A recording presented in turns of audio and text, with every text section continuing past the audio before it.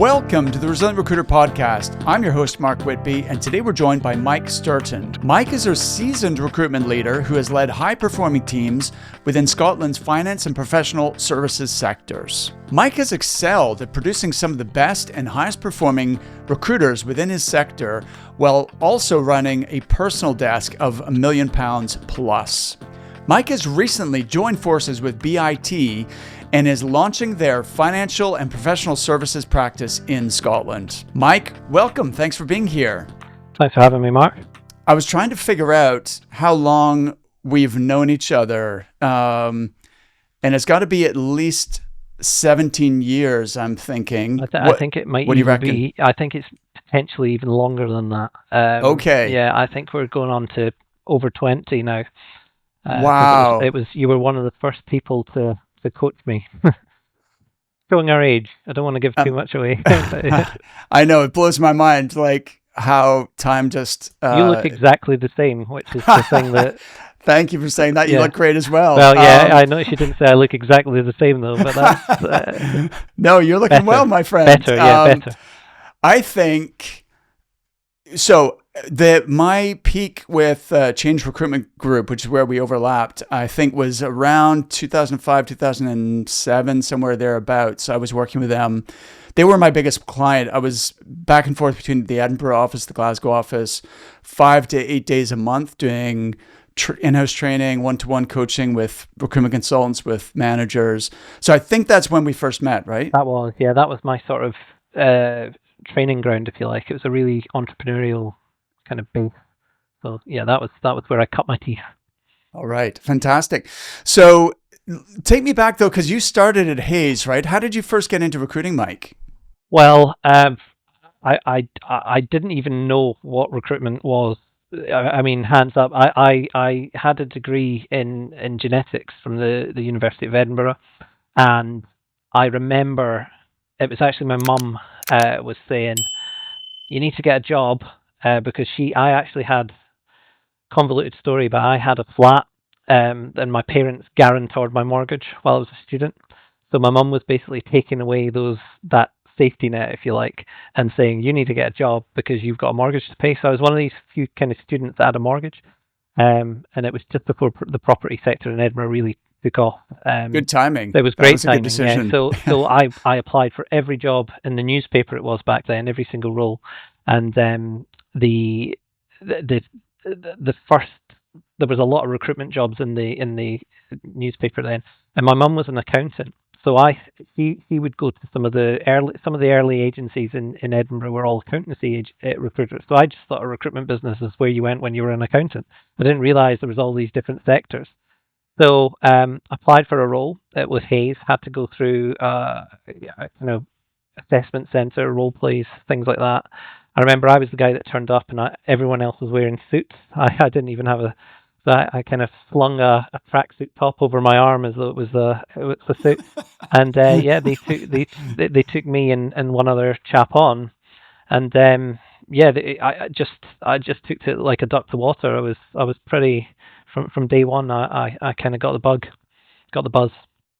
Amazing.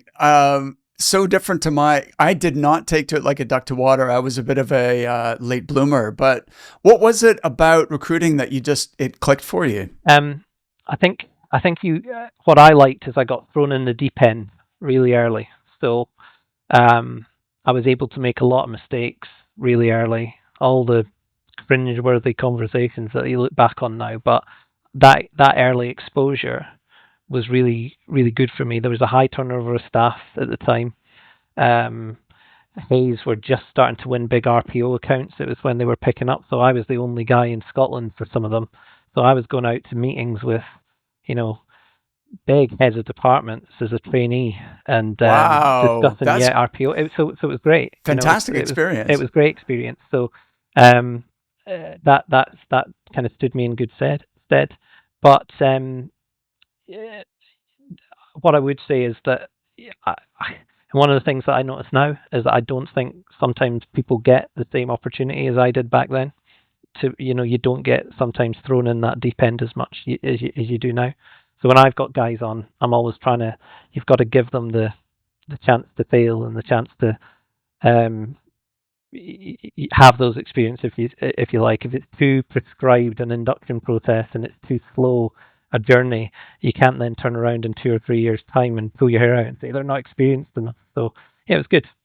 Good point. Yeah, I think there's something to that. If business owners and directors are like they're worried about losing a like for example, a recruiter making a mistake with an offer and losing the deal, uh, so they take control back to close the deal, for example, and don't give the consultant that experience. But then they're always dependent on you. They're never going to be self-sufficient billers, and so it's sort of short-sighted to hold people back in their development that way. A real big one. A real big one. It's that trust. It's the trust between you and you got to trust your team. Exactly. Let's get into this because something that you've done spectacularly well with is building high-performing teams. So I know, for example, you've led a £3 million team of recruiters with just 5 consultants in a niche market, and they were all graduate hires. So that is an insane GP per head. First of all, that's incredibly unusual. Number two, the fact that you grew those consultants, like you really developed them from trainees. So I'd love to get into that. Can you talk about that story? Yes, absolutely. I should say as well is I know you push sort of exclusive retained business a lot, but actually all of that was contingent based against Wow. other agencies as well. Um, Even more impressive. I think it all boils down to I was a big believer on. So I worked in financial services recruitment, and when you get a graduate in, they have this sense of awe and they're almost a bit kind of it's almost scary for them to start to speak to these big companies. So what I used to do, I used to really just break everything down into layman's terms for them. I'd go, right, got a big bank. What's fund managers? That's a big thing in Edinburgh. I was like, what's a fund? I was like, it's just like a big cake, and every slice of that cake is shares in a different company. Someone takes a bite of the cake, the overall value of the fund goes down, and I would just sort of relate all the disciplines to that, and then I would sort of get them to do the same with people's CVs. So we would sit down and go, right, well, this guy's the guy who puts the flour into the fund, and I know that's crazy, but I would really break down the sort of training into that. I remember when I joined Hayes, actually, my manager at the time gave me this massive thick book on investments and told me to read it, and I was like, I'm not got that. That's not going to help me fill jobs. It might make me sound as though I know what I'm talking about. But I sort of encourage the guys to really don't work a job. Don't go out to market if you don't actually understand what you're looking for. And I think that in its essence is key. And also I used to find my management style it was a wee bit I like Alex Ferguson. So Alex Ferguson to me is he gets it right when you read those. I've not read any of his books or anything, but I'm aware of how he does things. And I think everyone's different and you have to manage them differently. But the one sort of common theme that you run through is that you've got to be really, really clear with your expectations of people. So any task I was given, I would always give to my team. I would always be very, very clear with what my minimum expectation was. And if people fell below that, then I would let them know about it. But any other time, I would be, if they were above the expectations or meeting it, I would step back. I wouldn't be micromanaging. I'd give them their own kind of, allow them to use their own entrepreneurial spirit, if you like, to get that done and not kind of hamper them. So, and then, what I was managed to have is I had this great team around me where, I had one guy who was brilliant when I had to have a discussion with a client about numbers. I had somebody else who was a great account manager, real great at the relationships. I had somebody else who was a real sourcing with could you could give her the hardest job in the world and she'd find somebody who'd be like, yeah, we need a cleaner that speaks French to go and work in Big Ben and have a rope harness qualification, and she would find it. I just she'd always do it. So I started to have this sort of as a leader, because everyone was able to develop what they were good at. I had this fantastic team where any problem that came in or any challenge, we always had somebody with the right mindset and the right skill set to be able to deal with that. Now, if I kind of trained them in a you must be like this is the way you must be, I would just have 4 or 5 people who were identical, and that's no use to me as a leader. And probably average as well. And probably average. So I heard a story. Another recruiter was telling me. She said, she worked with an agency, and all her email template for this, template for that, template for this, and she said, my personality's been taken out of this. So, and yeah, and maybe I mean that's maybe something we can get into later, but sure. One of the things that I'm noticing just now is there's this big kind of drive with AI and everything coming in where there's a lot of skills-based recruitment going on, in-house teams, AI, and it's just matching skills again. And anyone can do that. I sort of want my teams to. So I used to have this little analogy called patch. So when my team were screening CVs, I would get them to go through this sort of to see who their best, who are you going to send to the client, who's your best. He would be personality. So I would chat with them. Are they going to get through the interview? Are they good guys? Availability. So many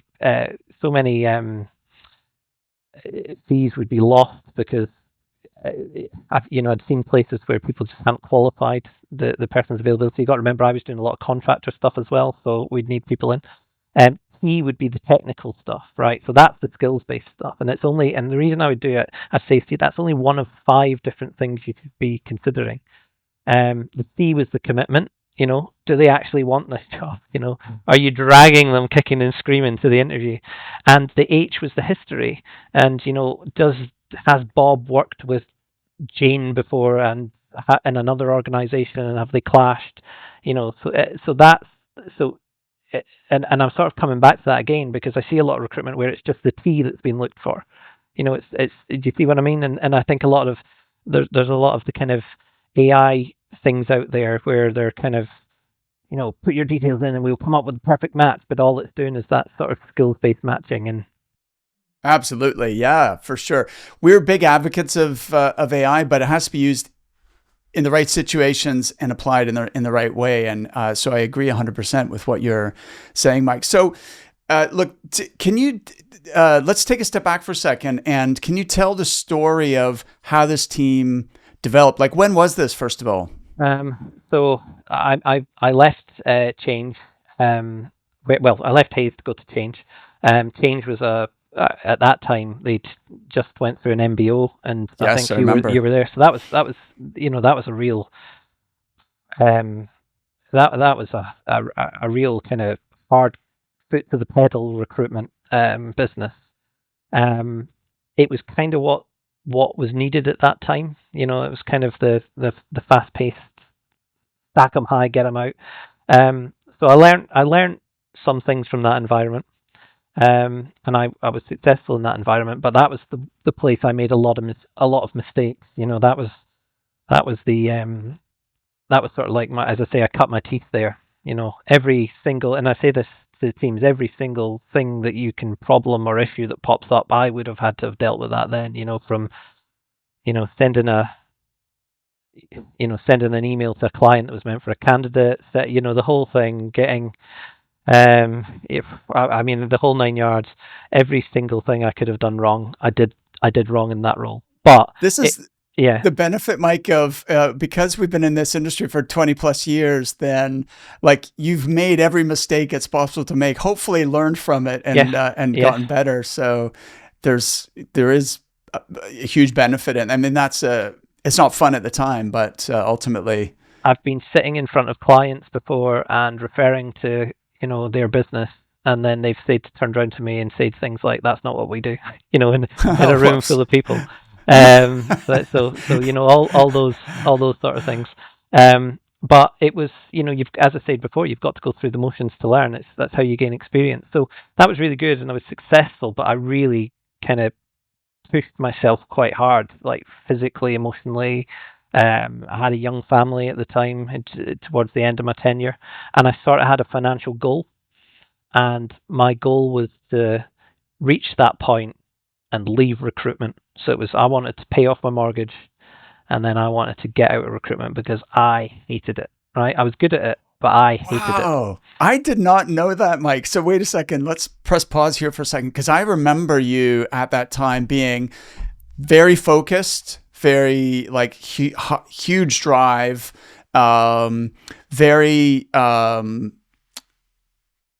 process driven, and very confident. Actually, you came across very confident, and but what I didn't know is what you're sharing now, which is actually you had this exit strategy where you needed to make enough money, pay off your mortgage, and then leave recruitment. Why was that? What made you hate it? I didn't. So it was a real. So they used to have this thing, the big billers sort of list published every Friday, and I was on it all the time. I was the top, and I suppose it's like the pressure of like how Man City feel, or a football team being number one. It's just, you've got everyone when you're up there. It's, people are trying to take you down. You feel the pressure to stay there, and I was just, I was putting myself under far, far, far too much pressure, and I didn't realize, and that's when you said to me, when I met you, you said, you're not successful because of how you're working. You're successful in spite of it. So I was like, it has to be done, everything has to be done right away. And the output to the client was good. I was getting CVs over every 5 minutes. But my ratios were probably not that great. I was probably just chucking things and hoping stuff stuck. So I was being a busy fool, basically.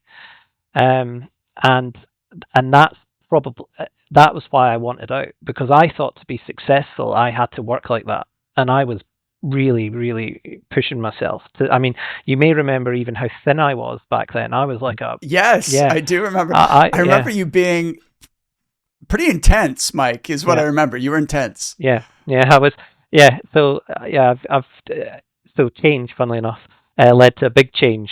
So then I exited, and it was a good day, because I remember I went to the bank and I paid my final installment on my mortgage, and then I went back to change and had my notice in.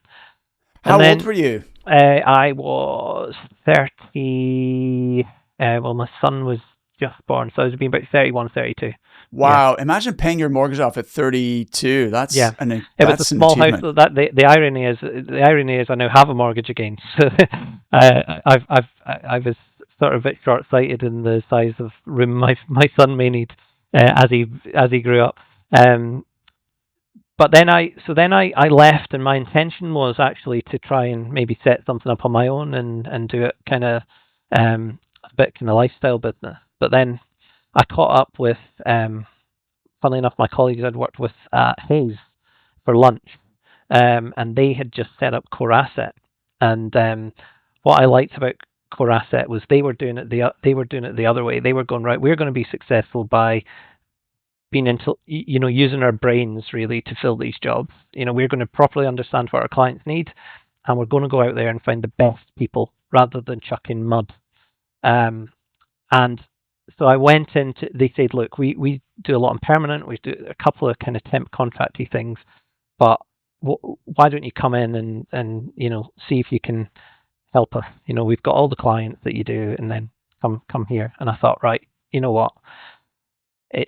I get the autonomy to do what I want to do, but I can lean on their infrastructure and their brand, because they were starting out, and I knew them, which helped. And I got a shock when I went in. They were typing out invoices. It was like it was a real startup feel, and I was like, we used to have meetings at Change about they're taking a large market share, and I was actually surprised in the temp and contract side how small a market share they had. So the perception of your this is one thing I've noticed just now in recruitment, especially with everyone being online. The perception of and the positioning of your competitors compared to the reality can vary massively. So there's a lot of peacocking goes on Sure. within recruitment. And so I went in, and it was great just having a blank canvas, because I was able to take the mistakes I'd learned, change, and all the process, and just have this really, really good blank canvas to put good process in, get good, from things like how we structured the CV, the comments. I became a real advocate of how good, if you get a job, it should never be a treasure hunt for your client when you send a CV over. So we got so good at really listing out the key criteria of a job spec, and really see, so the client would see this first. They would go, look, wow, I've asked for X, Y, and Z. I've opened John's CV, and the first thing I see is X, Y, and Z. So we became really, really good at doing that, and only through understanding the role. Hey, Mike, let me just highlight this, because this was a while ago, right? This is 10 years ago or longer, and that's quite a simple thing, but most recruiters still don't do that. No, they're working too fast they're going too fast to just take the time to understand the role and understand someone's CV, and then also, I met a chap who was a communications guy. He was actually the guy who taught Tony Blair to stand with his hands like this. If you ever see Tony Blair talking, he was the guy here, and he was a kind of comms expert.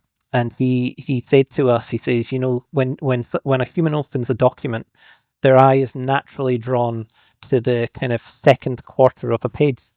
So that's where I made sure our commentary, our suitability statement was. And because I was always aware, being in the kind of up against other agencies, that my clients wouldn't have time to sit and read through all the CVs. It would be a quick, and if we could kind of grab them, that hook, then it would encourage them to read on. There's a lot of confirmation bias, I think, goes on with how clients screen CVs. So they'll see a CV. If they like that first thing they read, they will read on with more of a kind of positive confirmation bias in mind. If they don't like what they see, if it's just a huge garble of kitchen sink, then they'll read on the CV and look for reasons to discount it rather than look for reasons to take its interview. And that's been the crux of what I would say was my success.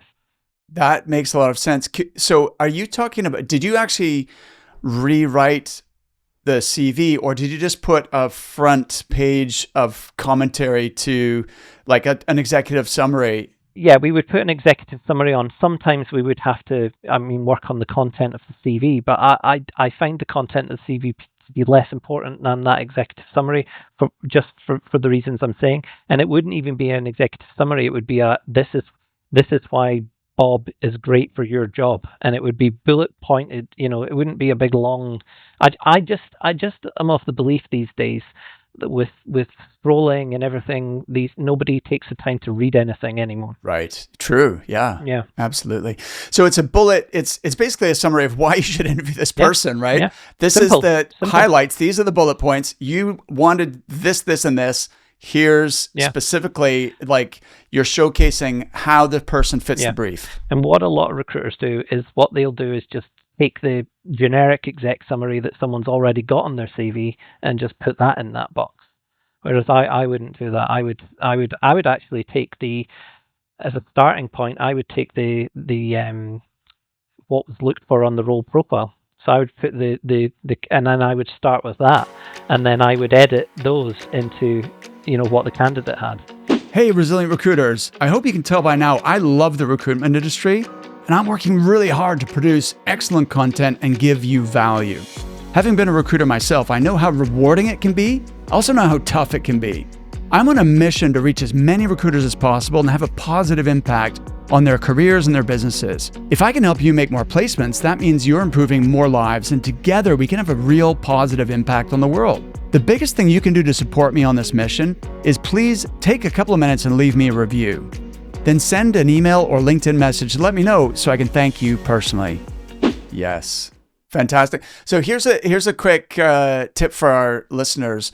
And this is how AI can be useful is, first of all, we tell our clients record every call, like especially Zoom meetings, team meetings, make sure you're recording those, get them transcribed, okay? Because that's going to save you tons of time when it comes to like writing up your interview notes or creating, these summary, what did you call them? Suitability statements to go with the CVs. And then of course, it's down to the skill. The AI can't do this part for you. The skill of the recruiter in asking the right questions to pull that information out of the candidate, right? But as long as you're asking those questions, they're going to go into the transcript and the AI will be able to find them later, especially if you then have a standard way that you present this information with headings and so on. And that with the right prompt, it can take what the candidate said in your interview and then stick that into your suitability statement, which of course a human being still needs to read and, edit, but it can just, make it much easier than the way you had to do it in the way you're describing. Where I am now, teaming up with a great tech recruiters, those guys are, in fact, I'll get to that, but that's one of the reasons that attracted me. I just find that I was finding that a lot of tech businesses, tech recruiters, and it may just be the industry they work in, but I was kind of drawn to, this is the future. These guys are way ahead of where some of the more stuffy corporate recruiters were. So yes, I was definitely. Like that was why they became kind of forefront of the companies I wanted to talk to, because I was like, and I mean, even I'll get to it, but even on my first day when they set me up in the office, they put me with two screens. And I was like, what? You need two screens, Mike. Maybe even three. No. You can teach an old dog some tricks, but this one was. I was like, where's my cursor going? But yeah, it's been really good. But I'll get to BIT, but they're a young. Yeah.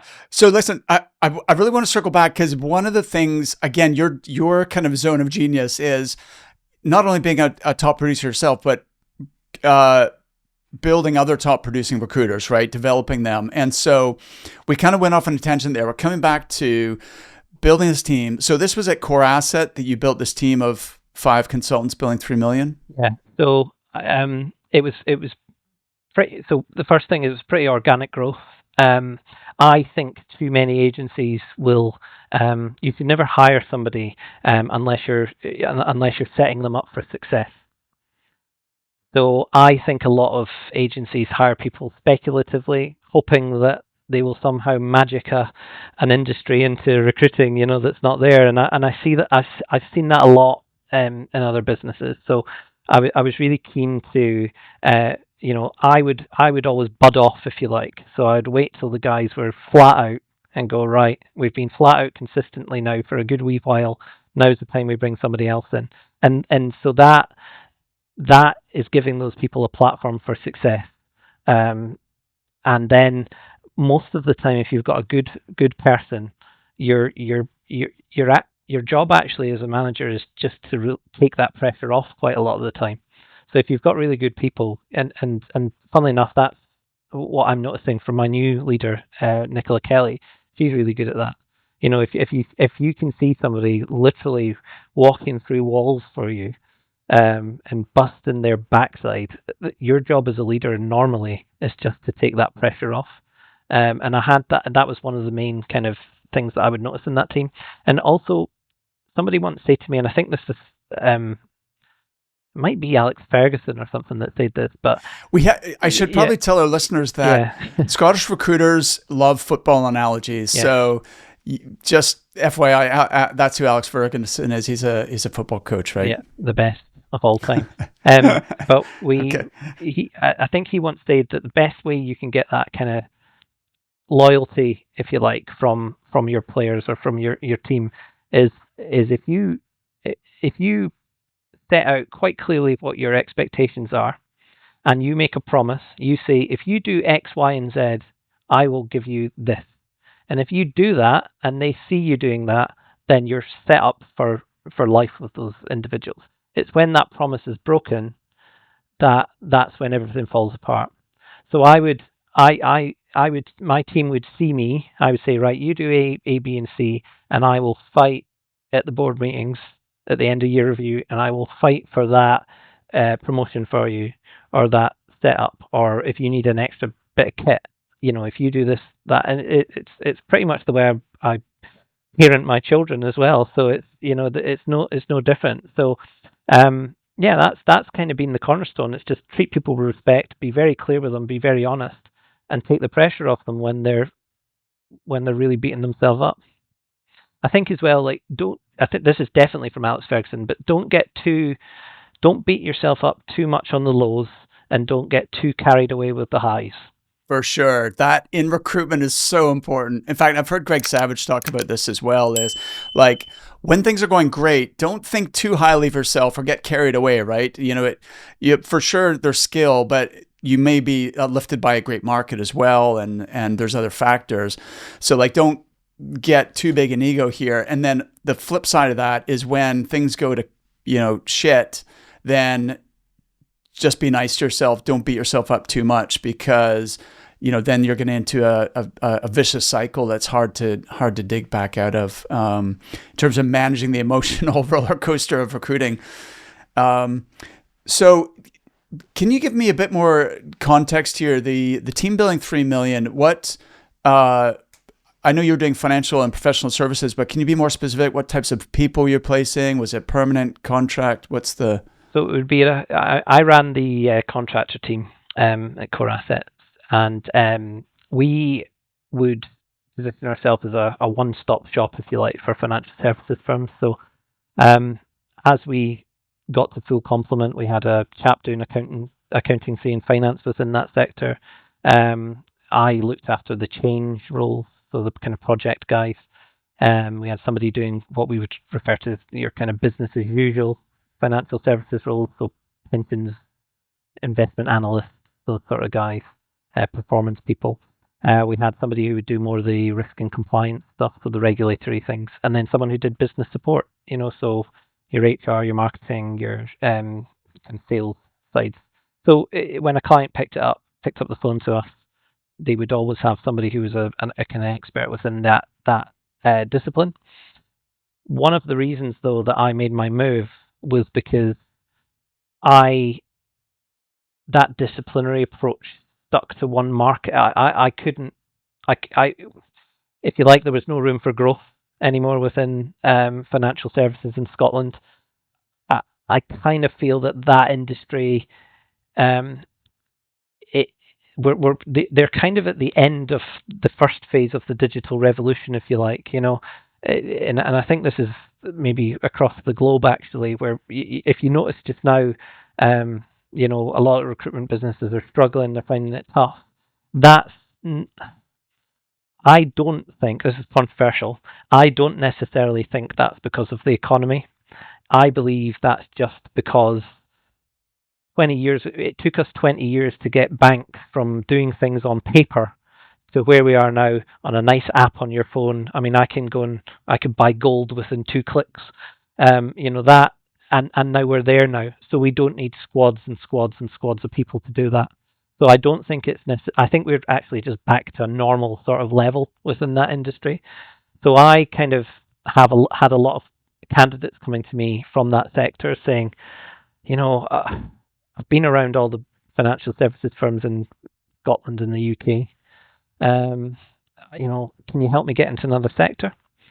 So I was thinking, look, I'd love to do that. So I spoke. So a good example is, I won't go into too much details, but Core Asset have X amount of clients, within that sector.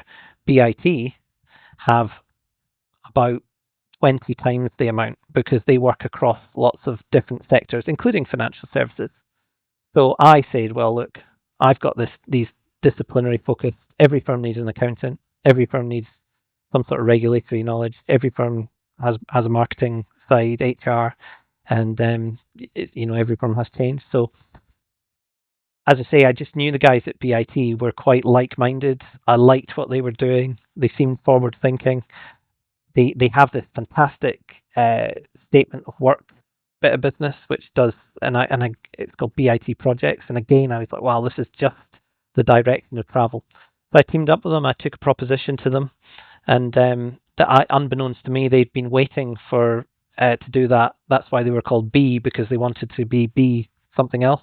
So they've got BIT, and now I'm going to be B Resourcing, as the sister company we're in the process of launching, and that's been great because I'm now able to speak to a range of different clients, and I have to say, the financial services sector is a very, very good educator.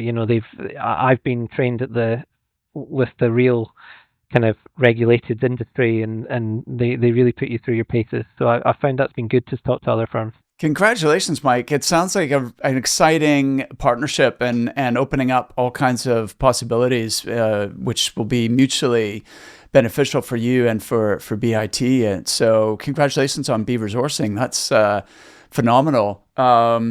When you have you launched, or we've when is launched, and we've placements out there, and we've interviews happening, so it's been really good. I'm shortly about to announce that we're recruiting team members, actually. So anyone watching this in Scotland, any good accountancy recruiters, give me a shout. But yeah, so that's the phase we are. We're going to hard launch with the website, and some of the branding will be coming out in a month or two. So yeah, you'll start to see the brand a little more. It's amazing how long it can take. There's a joke somewhere. How many recruiters does it take to choose a color for a logo? I now have the answer to that. It's 5 over about 3 months. Wow. Yeah, absolutely. Some of these things just take longer than you planned. So, well, I can see why people would want to join and be part of your team because of your leadership style and the track record you have of helping people to achieve that, top level of performance. I'd still love to dig into that a little more to find out, because it's just so unusual, Mike, to have such a high performing team. And as you alluded to earlier, recruiting is not for everybody. It can be high pressure, high burnout, high turnover. A lot of trainees don't get the support, and they end up, even if they could have been good, they end up leaving the industry and feeling disillusioned with the whole thing. So, and by the way, I should give our international listeners some context. So, being a £1 million biller, which you were, while also managing, that is insane, Mike. So that it's about $1.3 million. But what people might not realize is that it's a lot harder to be a £1 million biller than a $1 million biller. And the reason for that is the salaries in the US are so much more than the salaries in the UK, and even rates for contractors and so on, that like you have to make a lot more placements to get to $1 million in the UK than you do in the US. But so I just want to make sure people appreciate how big of an achievement that is. No, I was just going to say the best achievement was actually when some of my other team members were also starting to get to those numbers as well. So the next desk down was over $500,000.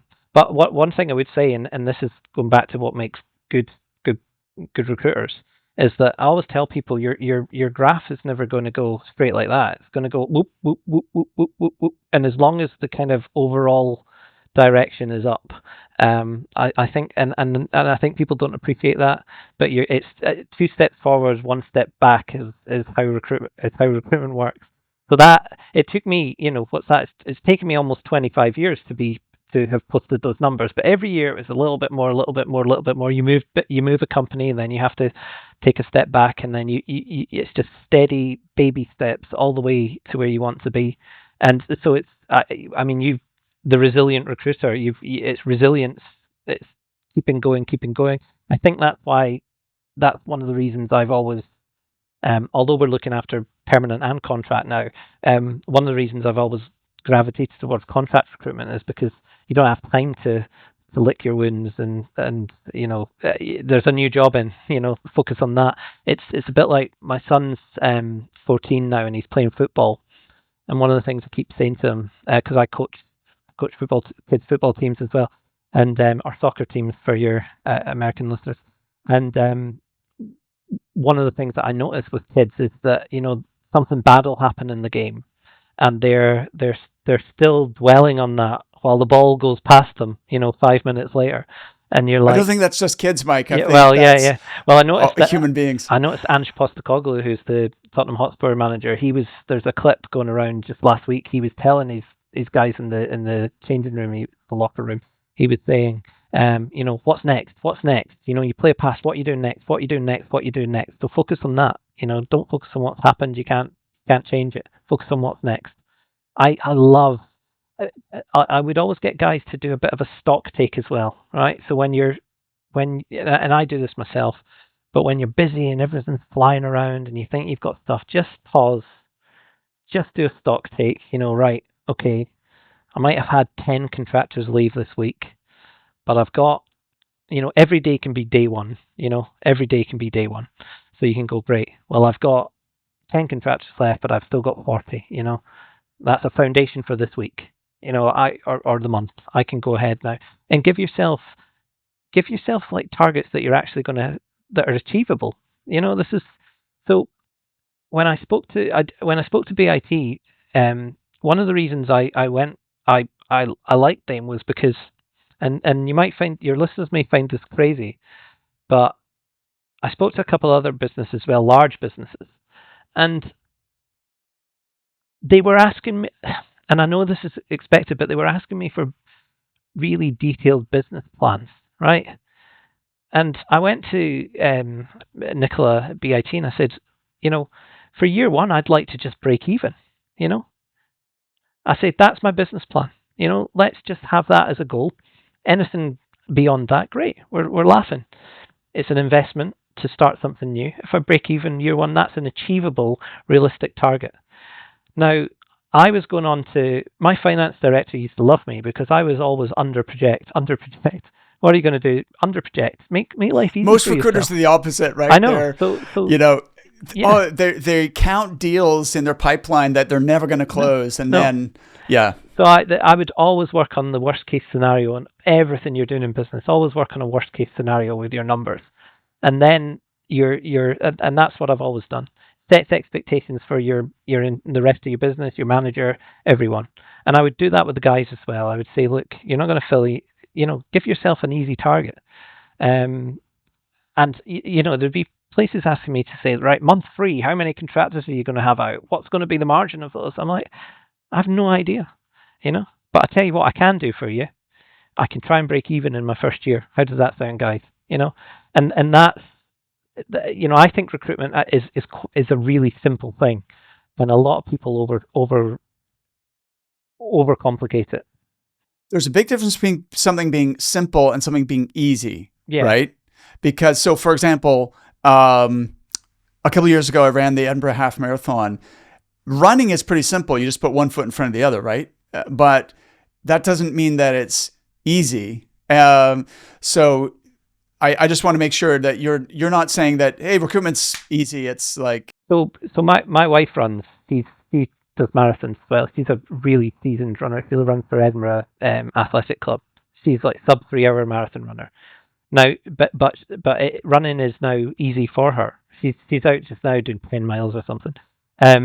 With the dog, who's now the second best runner in our house, not me. But so a process starts off very, very complicated, and you have to go there. You have to go really complex before you can simplify. So it's like where you are just now. You're training and you're doing everything, and it's really hard. And then over time, it does become easy. So maybe I am sort of doing that a disservice. But I do think that at its core, recruitment is you're a matchmaker. You're saying, right, you want this. I know this guy. I think you two will get on. And that's it. I think a lot of the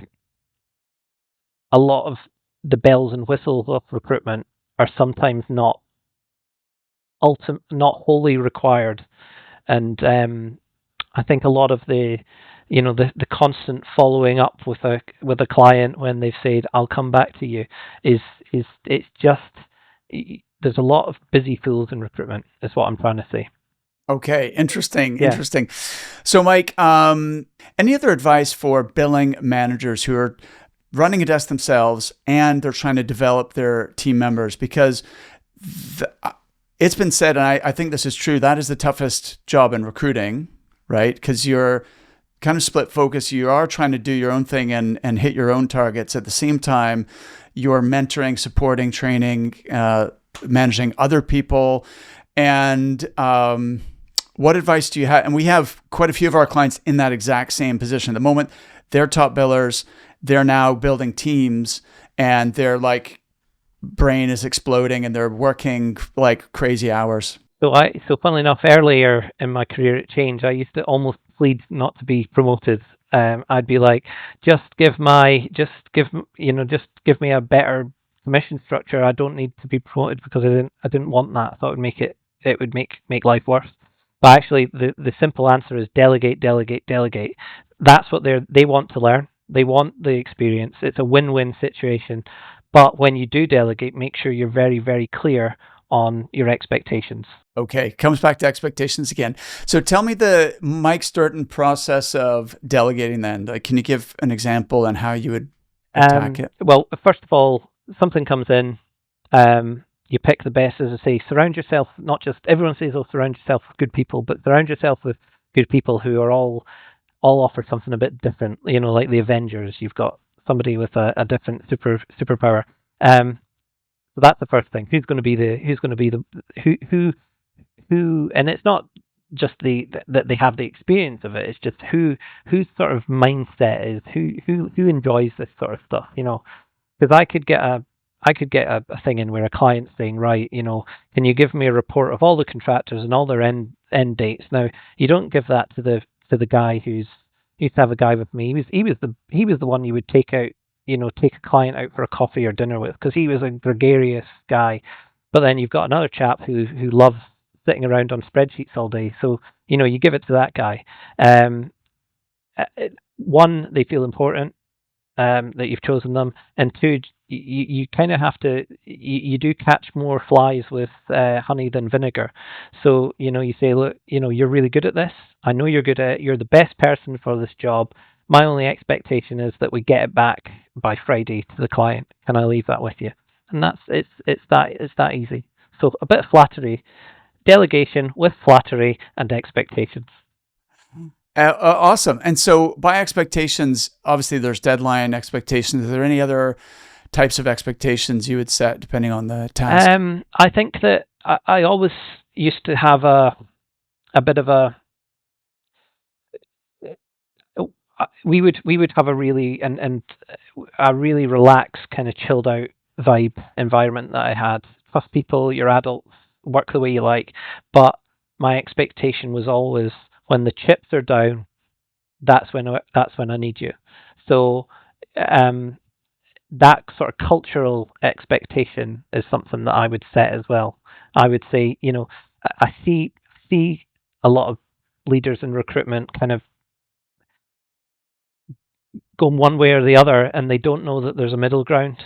So they can either be like, right, this is the regimented way I want you to do things, and yeah, sure, things will get done. But you've got, this goes back to taking the pressure off when you can. I'm like, look, you're in a really busy job. It's going to be, you're in a job where, 1 minute you can be sitting twiddling your thumbs, and the next you're the busiest person on the planet. So enjoy those. I used to say this to my guys, look, enjoy the moments where you're quiet. Enjoy them. Spend time with your family. Go for a run. Relax. Because right round the corner, if you're doing what I expect of you, you're going to get busy again. So I would always set that expectation. But what I would always say is, if you're taking the mickey, if you're taking the mick out of it, that's when I've got a problem with you. So it's that kind of hard work reward dynamic that's going on. Fantastic. Love it. Something which you've mentioned to me before is redesigning back office operations in order to provide innovative solutions to clients. Could you speak a little on that? Yeah, well, so going back to all the mistakes that I used to make, 50% of my time was in my early jobs was spent putting out fires that could have been avoided had I had slicker processes. So yeah, and that's why clients love it when. So I used to be on quite a lot of large, well, still am on a large corporate PSLs, if you like, for big, large FTSE 100 companies, and they will audit their suppliers. They will audit their supply chain. And if you go into a PSL review meeting and you've got 100% compliance, then that is great. They love that. It's as important as your ability to find people for them. You're a trusted partner. And I always used to think that I would always make sure my back office, and I still do, I make sure that they know, and I believe this, they are the most important people in a recruitment business. The sales team, they are the foundation on which the sales are built upon, and I really pushed for the operations team to have a kind of bonus pool that was based upon the performance of the company. That's a great idea. Yeah, so the better the front of house did, the better they did. So everyone was pulling in the same direction. It made for a much more harmonious environment. I like that idea, by the way, because the front office get the glory, right? They're the ones doing the deals, and they're on the leaderboard, and they're getting the commissions and everything else. But of course, they couldn't do that without the back office support. So I like that bonus idea. When you're redesigning process, like, is it basically if a problem happens, then we go, okay, how do we prevent that from happening again? Like, and you're constantly improving and fixing things, or what's the mindset? First of all, you have to learn from your mistakes. Absolutely. I introduced an ISO standard actually to core asset, so they achieved, and I designed that all myself, the business management system, and what that tells you is that there should any non-conformities, if you like, within an operation. The way that ISO works is you can't expect to be perfect all the time. That's it. But you should have a system where you can learn from your mistakes. So that it could be that there's a training need, or it could be that a process needs to be shored up a little bit. And invariably, it's normally a process that needs to be shored up a little bit. So a simple thing could be you're constantly having to tell candidates to make sure they put their overtime in a correct box on a timesheet system, right? If that keeps coming up time and time again, then obviously the comms you're sending out to your candidates on how to claim overtime aren't clear enough. So it's little things like that. So if I want to have my sales team and my operations team spending more time on proactive work instead of actually reacting all the time, that's something I need to minimize and rule out. And there will always be a way of doing it. So I always remember my dad's an engineering background. He's a process improvement guy. So he got he's a Six Sigma black belt. So they're all about process. And I always remember him. He says, "Well, I went into a banking organization, and I was to look at kind of processes that weren't needed." And he says he noticed that there was a team in one side of the office would do all this work on checks. Sorry, I lost you. All this office on checks, and then they would carry these checks to another guy at the other side of the office, who would then take all the staples out and put them in two separate trays. And my dad was like, "Well, just sit there. If we just sit them next to each other, we've saved the business about 5 minutes a day of this guy walking, or 5 minutes a trip walking backwards and forwards." So there's a lot of things like that in recruitment. I think you should always map your processes, because and you should and do it every few years as well, because you get a new client, so there's a bolt on, there's a new system in place, there's another bolt on. So always kind of have a chance to just map it out, and then you can really see all the opportunities to kind of improve things or automate things as is happening these days, Exactly. In fact, this is like 101. This is one of the things we get all our clients to do. One of the first things we get them to do is map out your entire recruiting process. Like, how does it currently work, right? What step by step, what are you doing, right? Because a lot of people it's all up here, but they don't have it documented anywhere. And so that allows you, number one, to make sure that you're delivering consistently and producing predictable outcomes. Number two, it means that you can then train other people on how to follow your process. And number three, and therefore you can't really delegate something if it's not, if it's just in your head and it's not documented anywhere. Number three is you can identify areas to improve that process, because maybe there's certain things you're doing which could be upgraded or are not even needed. And number four is some of those steps could be automated and, just make the whole thing more efficient, save time so that people can concentrate on that proactive work you're describing. So I think that's super valuable. I have another one, Mark. Number 5, if you ever plan on selling your business, right, it's also very helpful if you've got all your processes documented if ever you're doing a sale. Definitely. Really yeah, good. Absolutely. 5 reasons to document the recruiting process. Recruitment leaders out there. Great. And so be resourcing.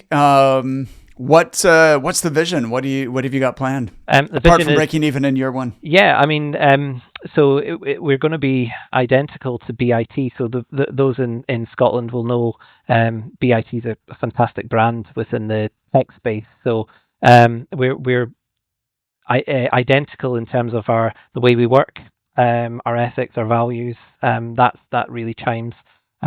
The only difference is going to be the disciplines that we work in. So we're taking that out to their clients, as I mentioned before, professional and financial services. So it's exciting. I think the future of recruitment I think it's at a really good point just now, because we've noticed the demand for that human element of recruitment rather than just skills-based recruitment that's kind of dominated the last few years.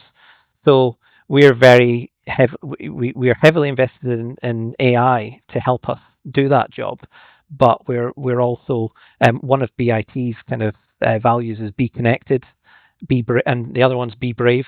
So so we look to be connected. That's why I reached out to you actually after all this time. I thought I'll catch up with Mark. And we look to be brave. So we go out there, we speak to clients, we consult. It's just been really, really good because I'm out there consulting now, which has been fantastic. So that's the future. And as I say, I'm building a team around with the same sort of kind of values and management style that I mentioned before. And it's been really well received so far with the clients we've been speaking to. So it's exciting times. Even though I will be even fatter next time you see me, so as I comfort eat at my desk. Well, and I believe the BIT guys have a podcast as well, don't they? Yeah. So my colleague Michael Fair has it's a Talking with Tech Leaders podcast. So he speaks to a lot of the kind of CTOs around Scotland, and it's quite interesting to see the challenges that those businesses are having. Even though it's tech, it's quite similar to a lot of different businesses. So sure. Same things, same themes throughout. It's a smart strategy. We've helped probably 10 plus recruiting firms launch a podcast. It's such a great way it's a fantastic vehicle for marketing, but also just for learning and learning about your industry and your clients and having those, like when you say be connected, it's a great way of connecting with really interesting and influential people, who you would normally not get access to, right? It's hard. Some of these people that you aspire to know or connect with or do business with or network with are, they're, as a recruiter, it's hard to get their attention, but having a podcast and inviting them to be on your show is kind of it circumvents a lot of the challenges of getting a hold of people. It's also good to see where they all started out. So that's what I like hearing about is like, everyone's human. They've all started out in those entry level roles. Nobody just walked into a CTO job out of school. So I think that's good for our candidates to see that. This is keep going. So that resilience. The resilience in recruitment, you need it in any job really. That's what I'm trying to kind of sort of preach to the kids in my family. They're all they're all doing their kind of exams, that sort of age just now, and that sort of resilience to keep going is something that's really, really important. So yeah, so any resilient recruiters out there, give us a shout. Fantastic. Mike, this has been really fun. I'm so glad we got to catch up today. Yeah, me too, Mark. All right, and good luck with B resourcing.